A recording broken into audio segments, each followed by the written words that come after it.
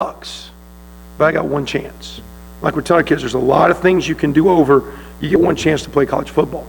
You can change degrees, majors, you can change, shoot, you can do lots of things down your life differently, but you can't come back and play the college football experience. It's a one-time 4-year window. And the more you get it right, because there's not a lot of do-overs, the better you're going to be. And we're just saying, can you learn to have fun, be a little bit more mature so you can give yourselves a chance. As hard as these guys have worked, so we're working hard not on telling them the do's and don'ts, but just tell them, hey, to be a winning great player, these are some choices you can make that could play as many benefits as just watching video or having a good summer. So if you go through that. Anything else?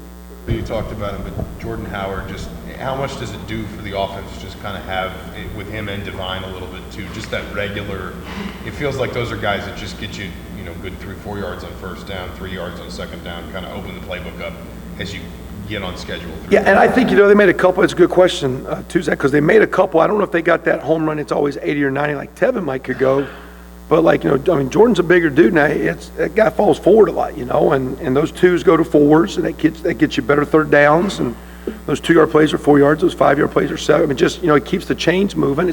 We're not a 3-yard cloud of dust, and I don't think he's a big bruising back. I think he's got really good feet and good vision, and he's got nice feel, and he's a lot like Stephen Houston. Stephen was a bigger guy, and Jordan's bigger than Stephen, but to be a big guy, Stephen was had some feet and had a little bit of quickness about him. Jordan's got a little bit of that skill set. So I just like the fact that we had one play that was, and we thought we caught him in a blitz that we could run around it, and we had one third down where we had to punt one time, and really our right tackle misheard the play, and he pass blocked the run play. And we lost 4 yards, and he just thought he heard something he didn't hear. And because when it happened, I said, man, that was a dumb call. I can't believe I did that. And I watched the tape. I went, and when you talk about communication, we had 2 words that sounded exactly almost alike. And we had one word that meant pass, and there's another word that meant word, and the verbiage was so close with the, what's that called, the vowel when is it long and short? One was a long and one was a short, and it sounded so much alike that it kind of got us there. I wasn't a great English dude back in the day, but FYI. I got Coach Norton and Coach Johns downstairs because we're a little bit behind getting through that deal, so they're not going to be here. Is there anything I can help on offense or defense from their perspective? Because you'll get them tomorrow after practice. So you need anything that I can help you with them? Because I told them to stay and catch both you guys tomorrow. Jordan Fuchs played. Was there a reason for that? Yeah, he's been medical. He's just been held out a little bit. Should be again. He was going a little bit last night, but he's missed enough that we're kind of getting him back to speed. Wasn't a major deal, but he's been held out. Good offensive line depth. I heard that basically the 5 guys played almost all the way. Was that partly because they were playing well or anything else going into that?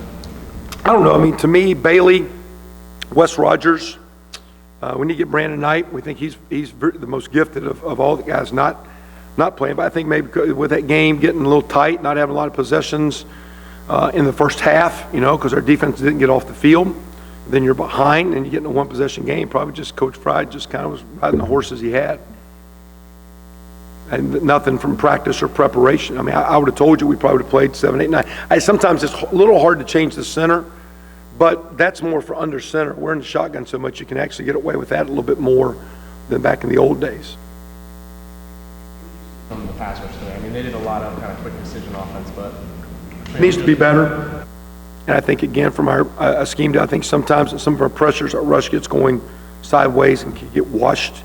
I want to kind of get it upfield in the quarterback's face, and so I just think sometimes we want to do some things with pressure, but when we bring a guy on the left, to my left, you're right, everybody goes that way. And as you're going sideways, you're going that way and the quarterback's back here, he doesn't feel it. And if you pick up the blitz, if the blitzer's unblocked, but people blitz so much now that schematically it's hard to be unblocked. People are going to count for people.